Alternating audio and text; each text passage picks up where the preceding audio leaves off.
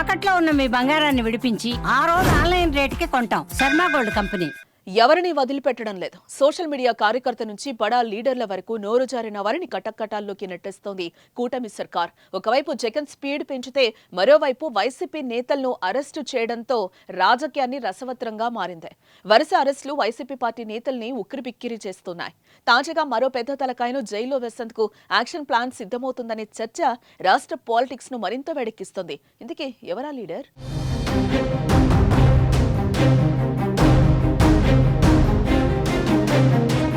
YCP నేతల అరెస్టుల పర్వం ఆ పార్టీ నేతలను భయపెడుతోంది. బయటకొచ్చి గట్టిగా మాట్లాడితే ఎక్కడ కేసు నమోదు చేస్తారని గుబులు వారిలో కనిపిస్తోంది.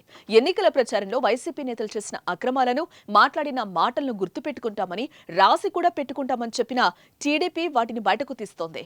ఒక్కొక్కరిని అరెస్టు చేస్తోంది.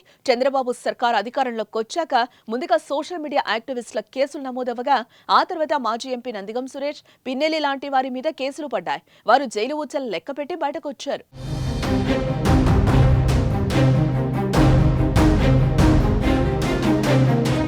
ప్రస్తుతం మాజీ ఎమ్మెల్యే వల్లభనేని వంశీ మీద కేసు నమోదవగా ఆయన కూడా జైల్లోనే ఉన్నారు. వంశీ జైల్లో ఉండగానే ఊహించని విధంగా పోసాని కృష్ణమురళిని పోలీసులు అరెస్టు చేశారు. న్యాయస్థానం రిమాండ్ కూడా విధించింది. నిజానికి చూస్తే వల్లభనేని వంశీ తర్వాత మాజీ మంత్రి కొడాలి నాని అనుకున్నారు. కానీ పోసాని అరెస్టు జరిగింది. వీరితో పాటు పేర్ని నాని కుటుంబంపై కూడా కేసులు నమోదయ్యాయి. వైసీపీ మాజీ ఎంపీ గోరింట్ల మాధవ్ కూడా నోటీసులు ఇచ్చారు.